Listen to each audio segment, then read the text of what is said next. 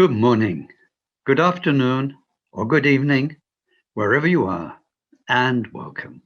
Welcome to this 11th teaching in the series on the Mahamudra prayer, and today we will be examining verse 8.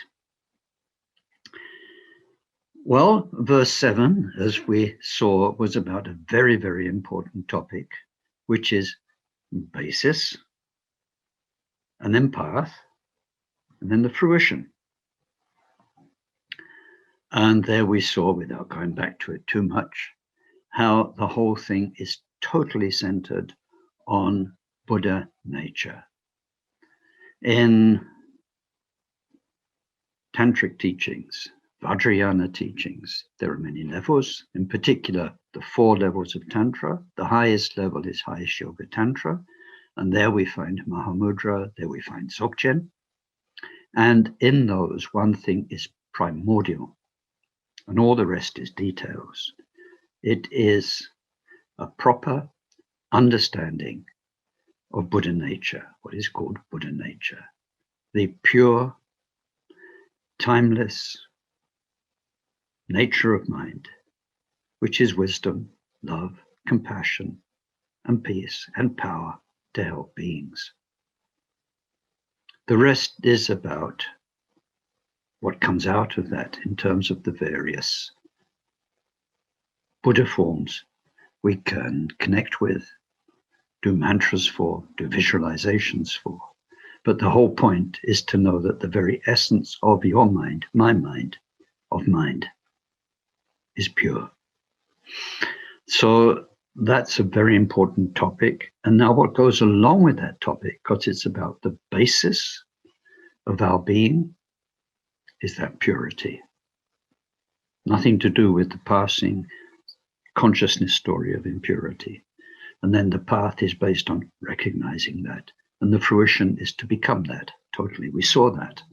So now, in terms of the path we are practicing, then we come across another fundamental and very, very important topic, which is that of view, meditation, and action. And often we add a 4th one to that, which is result or outcome. Now, I'd like to give an example of the importance of this. It's a little detour, but maybe it's very, very interesting. And it's about Milarepa. There's a lot of misunderstanding, I think, about Milarepa. And some lamas, I'm afraid not the best, tend to say Milarepa never studied. All you need to do is to meditate like Milarepa and you'll be fine. And sometimes the lamas who say that are lamas who've not studied very much. But anyway, the point is, it's not true. After being accepted into the depths of practice by his guru, Mapa, then Milarepa spent 7 years with Mapa. Mapa had received a prediction that Milarepa would be his main spiritual heir. Mapa had received his own transmissions, mainly from Naropa in India. As you know, he went 3 times. He spent more than 20 years with Naropa, and Naropa was one of India's greatest scholars, a master of Dharma in all of its levels. So he taught Mapa, and Mapa, teaching Milarepa, his main heir, would certainly have passed on the very essence of all Dharma knowledge. And we see that in Milarepa's songs. Sometimes scholars came to test him, and what he sings just floored them, because he puts his finger, like with the 6 paramita, on the very essence of all the Buddha's teachings in each topic. But that said, from what we have of Milarepa in his 100,000 songs, we don't get lots and lots of Dharma teachings. His teaching goes right to the point. They're either very simple and very, very important for the worldly people who come, and it's about impermanence and so on, or else when he's teaching his own yogic scholars, it's very deep. It's about the 6 yogas of Mahamudra. There's not much scholarly discourse. However, when we look at his songs, one topic that comes up quite a few times and is obviously vital for him is this topic of verse 8, which is about the view and the meditation and the action. Now, this is a way of understanding anybody's life. It's a way of understanding other spiritual traditions. It's a way of analyzing the different Buddhist traditions that we have these days, Shravaka tradition, various Vajrayana traditions, Mahayana traditions. So it is a very important topic we need to get our heads around. So let's start by looking at the verse itself in Tibetan and in English. So the Tibetan says, Shila Drodok Chirpatawit Deng, De La Mayen Joma, Gompine, Komdun Kun Saljong Chirpi Cho, Ta Gom Chirpi Deng Dong Demparasho. So that means to cut through all interpretations of the basis is to have confidence in the view. To attend to that undistractedly is the crux of the meditation. And to become proficient in all aspects of the meditation is the best action. May I gain confidence in the view, the meditation, and the action or the conduct. So here we have these 3 things that act as a template for understanding.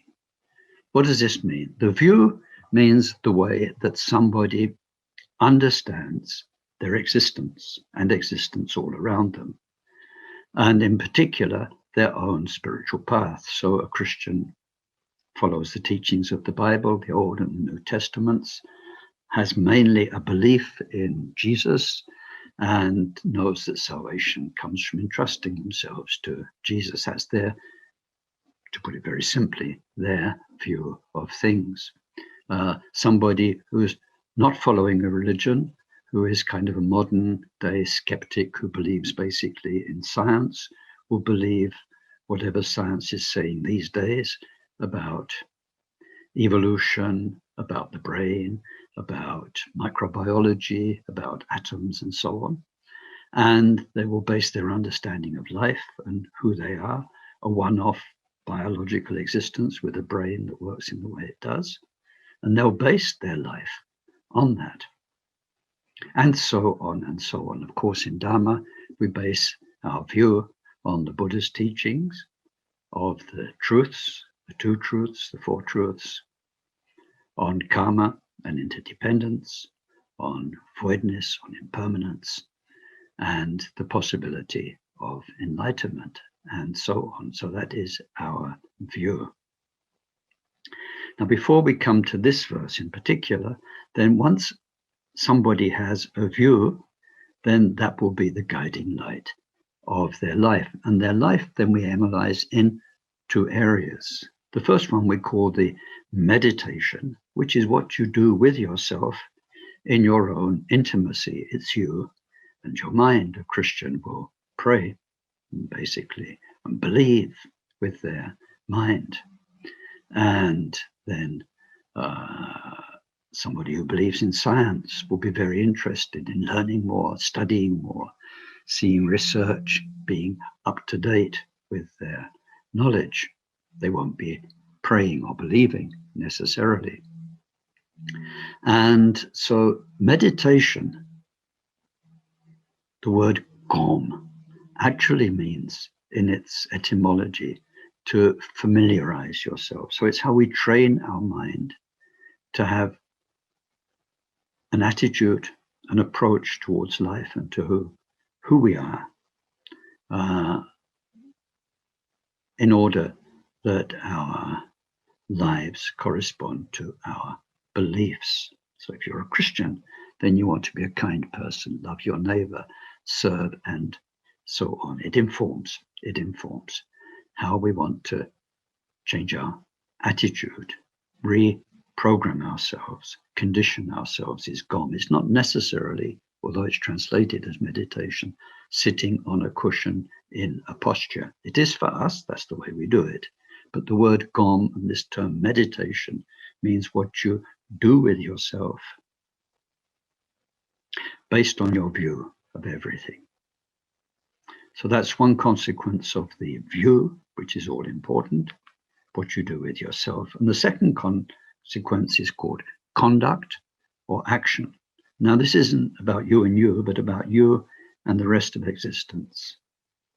How you conduct yourself, your moral, your ethical values, how you view other sentient beings in your life, how you view the environment, what you take as being your responsibility, what you think will benefit you in terms of your view, and what you think will harm you. So if we look at those in another way, body, speech, and mind, meditation is what you do with your mind. And body and speech are where we interact with other people and the world around us. So we call that action or conduct. So what we find is with this template is when we look at another individual, when we look at another faith, when we look at another Buddhist tradition, we say, how do they view things? What do they think is true or illusion? Based on that view, what is the inner work, the mind work, the soul work that they're doing? And then based on that view, how do they live in the world? What do they consider is a noble way to exist?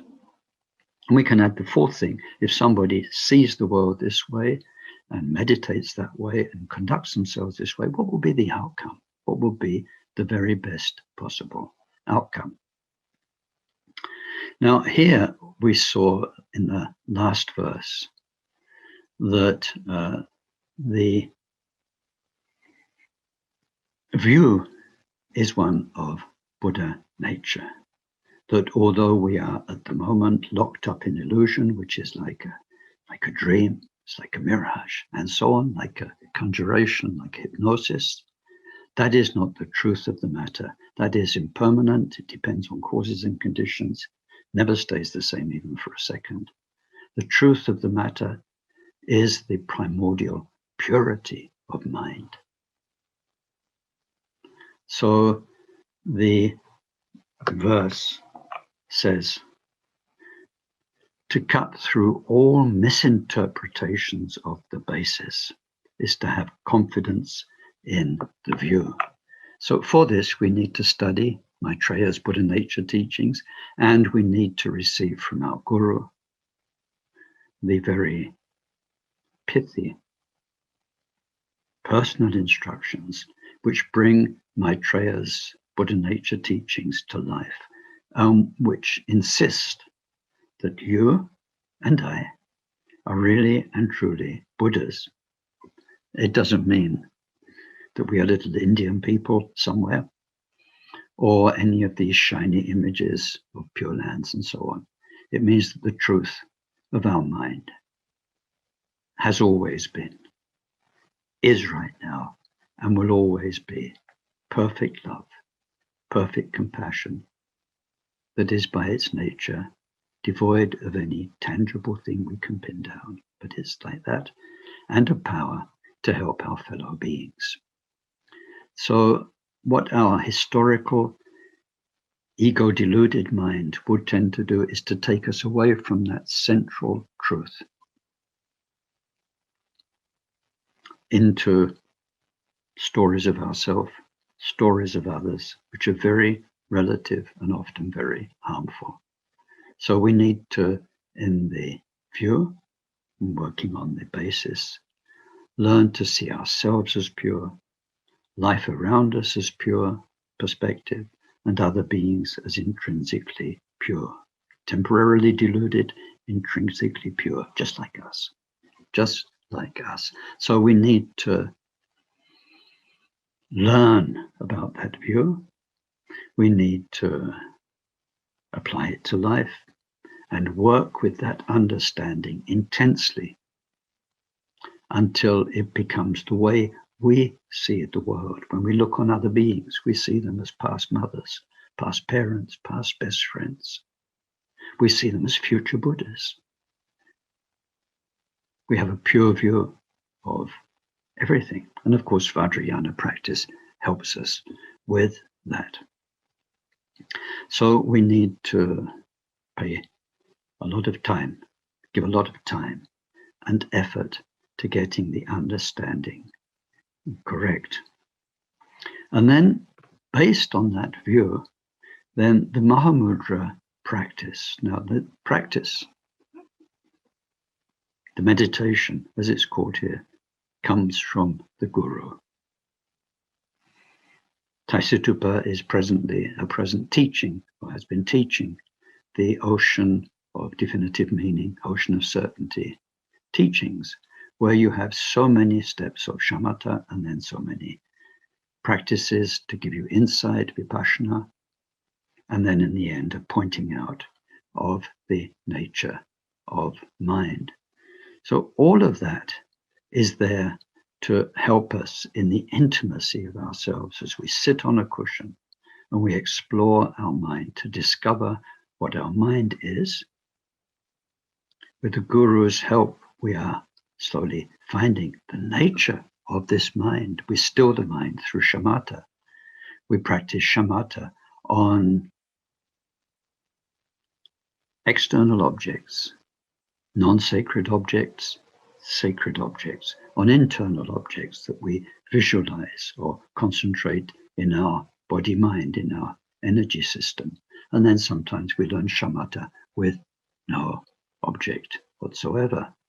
Through many exercises, we make the mind our servant, a mind that can be still for as long as we need. And then once we have that still mind and the bliss and the well-being that comes from the mind being undistracted, then we can explore mind with the Guru's various instructions to see, does it have location, does it have color, shape, all of these things. And then at one point when we're ready, sitting with the Guru, we get an introduction to the unerring, timeless truth of our mind. So the meditation is bringing the view to life inside us when we're quiet on the cushion in perfect posture and doing the various meditation practices very, very assiduously. Now, our present Taisitupa says about this, he makes a big distinction between meditation, which is, he calls it stress relief, stress management. Sometimes he's called it aspirin meditation, whereby we practice shamatha or some meditation technique, or even Vajrayana technique. We do Chinresic sadhana, Tara sadhana. And what it does, we do the same thing this year. Next year, we'll be doing the same thing. In 10 years' time, we'll be doing the same thing. We sit down, we practice. It helps us to feel better, more centered. We feel quite sort of nice and okay. But nothing much changes. That is not Buddhist meditation. That is therapeutic meditation. It's wonderful, helpful. But Buddhist meditation is a path. It's like learning to be a doctor. You don't study the same thing for years and years and years. One technique. You have to learn more and more and more and more, and it builds up and it expands, encompasses many things. So meditation needs to be a journey that takes us to a recognition of the truth of our own mind. It's a path that needs guidance. Life is very short, it's very unpredictable. We need to give it everything we've got to make it work. Meditation as a path, not meditation as the aspirin. He says aspirin because if you suffer from headaches, your head hurts, you take an aspirin, you feel better. A couple of days later, another headache comes, you take another aspirin, you feel better. You're not taking away the root cause of your headache. So now we're taking away the root cause of our confusion, our pain, and our suffering, our sleep in samsara, through meditation practice. And as we do that, more and more, the truth of the pure nature, the Buddha nature of your mind, my mind, comes to life. It's wonderful. It's wonderful. So then once we are bringing the view to life and realizing the perfection that's always been there and that our mind can experience, then that's on the cushion. So our conduct or action, the third thing, are the repercussions of that view and that inner mind work on our interactions with people, which normally are friends and enemies. We like some, we don't like others. Some do nice things to us, some do unpleasant things. Then our own body can be wonderful for us or seem like the worst obstacles. So we can be so unwell, so sick. So all of this dualistic up and down, happiness, suffering world created by our karma, the story that our past karma puts on screen moment after moment, day after day, year after year, life after life. We have to bring the view into that through Mahamudra and practice, which is combined, of course, with all the Mahayana practices, 7 points mind training, and so on, where life itself becomes moment by moment the presence of our guru, teaching us an opportunity to break through the karmic knots which has held us slave, which have kept us in prison, life after life after life. So what we see is that every life circumstance becomes an opportunity for learning. It's not as though the guru has set you up, like some people think God has given me this to give me a lesson, and that the guru, like somebody programming a computer, has hundreds, thousands of disciples like Taisitupa or the Karmapa, and all the time they're madly programming experience for everybody. It doesn't work like that. Buddha gives us the basic tools, the Mahamudra teachings, the view, the inner work of the meditation, and then our own karma will be magnetized and reordered by the very fact of our meditation to present itself in a way which is helpful. These are wonderful mechanisms of mind. In the teachings on the Bodhisattva level, we find one of the wisdoms, one of the 10 powers of wisdom of the great Bodhisattvas and the Buddhas is that the presence of lineage, the presence of guru in your life, mainly the presence of your own practice, rearranges karma in a most wonderful, interesting, and quite challenging way. So what keeps us perfectly on track and gets us out of trouble is to remind ourselves of the view. Now these days, Taisitupa expresses this as coming back to the center. The center is learning through meditation to be in that space beyond thought, beyond the narrative of you, beyond the narrative of other people and life. Even though those narratives are there, you're no longer involved in them. You can see them for what they are, dreams, mirages, and there's liberation. So we need to bring the mind back to the view again and again and again. This is the very basis of action. And of course, within that, there are the details we normally find in Buddhist conduct about how to be generous, how to be ethical, how to be forbearing, how to be diligent, and so on. But the main thing is the understanding of the primordial purity, the center in each moment, in each person we meet, in each life circumstance we meet, be it pleasant or unpleasant.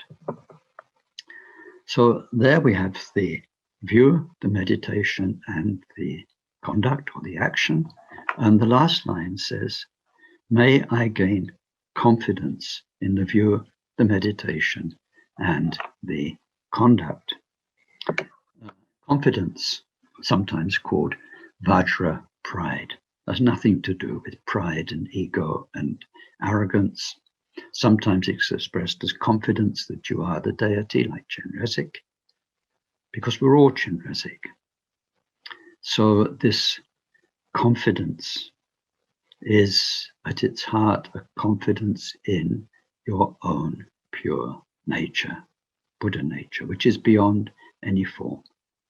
If with your Mahamudra practice you are doing one of the Kagyu Yidams, or Chenrezig or Tara, or one of the other sadhanas, then you know that Chenrezig expresses the compassionate mind. Mahakala expresses the protective power of your mind against your own weakness and Mara, and so on. So one can be confident in the Buddha aspects that we train in, but mainly is confidence in Buddha nature. Now, life would challenge this.